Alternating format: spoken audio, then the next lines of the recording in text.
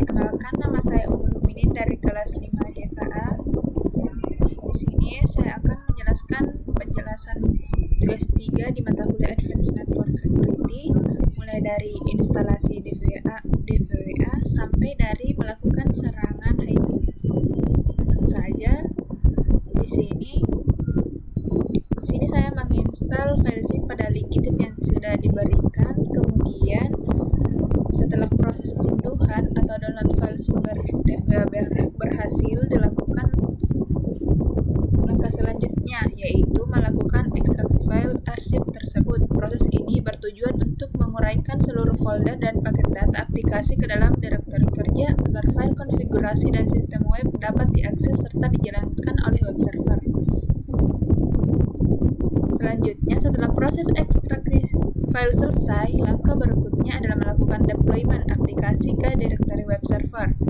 Proses ini dimulai dengan membuka terminal pada sistem operasi Kali Linux menggunakan hak access root, perintah mv-home, kemudian menyebutkan nama Kali, kemudian masuk ke download DVWA master var DVWA dijalankan.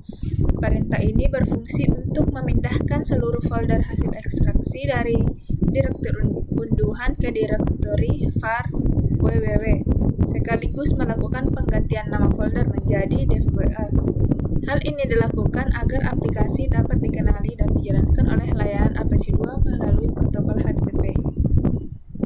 Kemudian, setelah proses ekstraksi file selesai, langkah berikutnya adalah melakukan deployment aplikasi ke direktori web server. Proses ini dimulai dengan membuka terminal pada sistem operasi Kali Linux, kemudian menggunakan hak access root, kemudian menjalankan perintah yang terlihat pada gambar. Perintah ini berfungsi untuk memindahkan seluruh folder hasil ekstraksi dari direktori unduhan ke direktori var, sekaligus melakukan penggantian nama.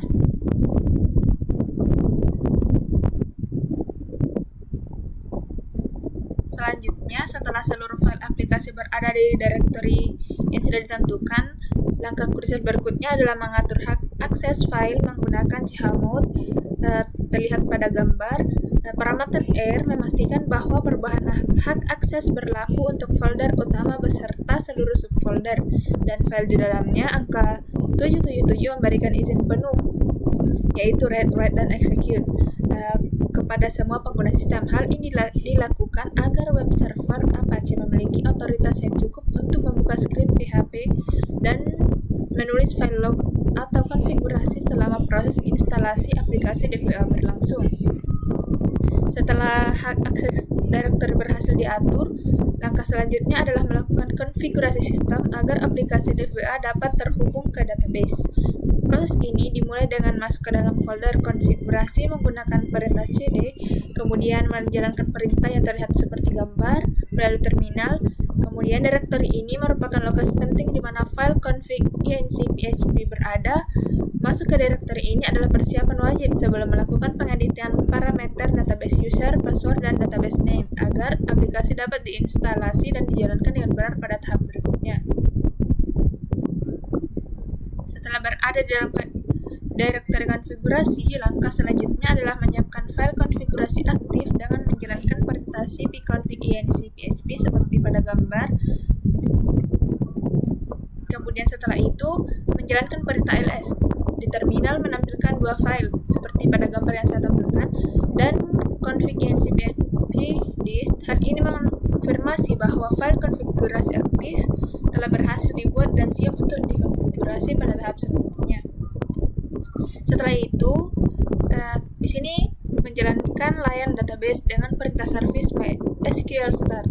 Hal ini diperlukan agar aplikasi DVWA dapat terhubung ke MariaDB atau MySQL untuk proses pembuatan tabel penyimpanan data.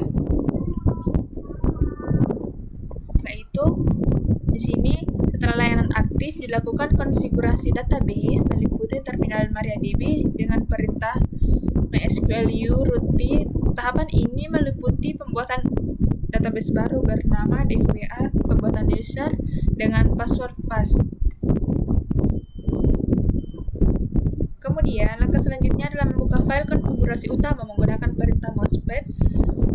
Penggunaan editor teks MOSFET ini bertujuan untuk memodifikasi isi file secara visual, khususnya pada bagian kredensial database agar sesuai dengan user dan password yang telah dibuat sebelumnya di MariaDB. Di dalam editor MOSFET dilakukan pengeditan pada file config untuk menyesuaikan variabel database. Langkah selanjutnya, membuka file konfigurasi PHP menggunakan perintah MOSFET melalui terminal. Tindakan ini dilakukan untuk mengakses pengaturan inti dari script. Kemudian setelah membuka file itu, kita melakukan perubahan pada parameter, di mana URL include itu diatur menjadi on. Setelah seluruh konfigurasi pada file PHP ini dan config enc PHP berhasil simpan, dilakukan perintah service apache restart untuk memuat ulang layanan web server agar seluruh perubahan parameter keamanan dan koneksi database dapat segera diterapkan sehingga aplikasi DVA siap diakses melalui browser untuk tahap instalasi akhir. Kemudian di sini ada tampilan awal interface web dilakukan dengan mengakses 127 DVA setup PHP untuk melakukan setup setting.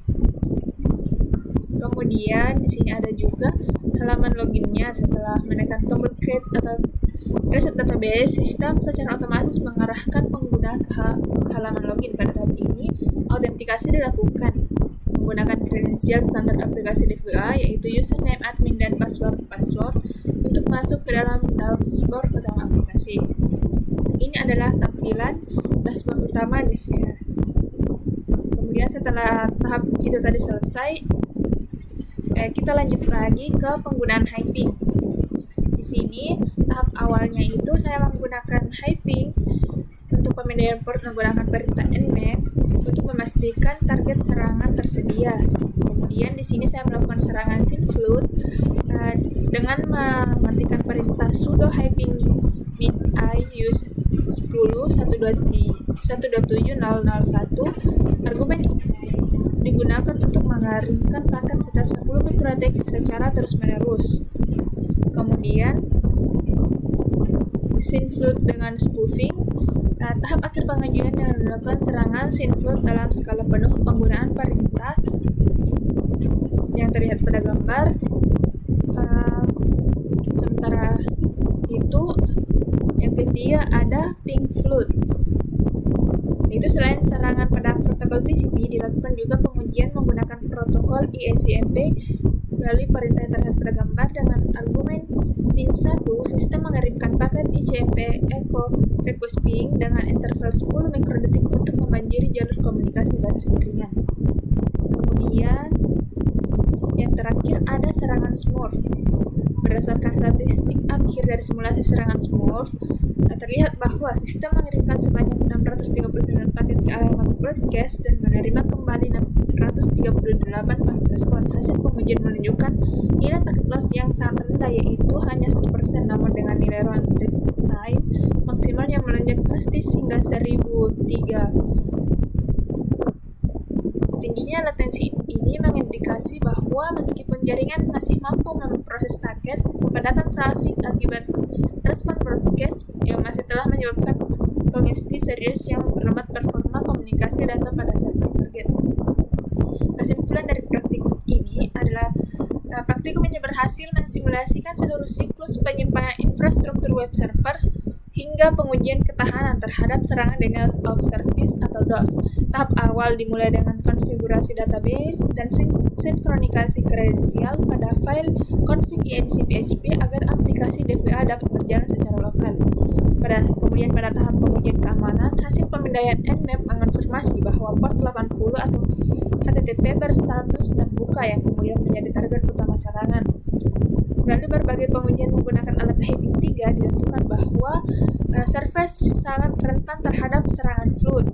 Serangan synflood mampu menemukan layanan secara total dengan statistik 100% packet loss, dan sementara itu serangan ICMP smurf pada alamat broadcast menunjukkan dampak berupa lonjakan latensi hingga 1000 ms yang mengindikasi terjadinya kongesti jaringan yang sangat parah. Itulah tadi penjelasan saya. Saya tutup. Wassalamualaikum warahmatullahi wabarakatuh.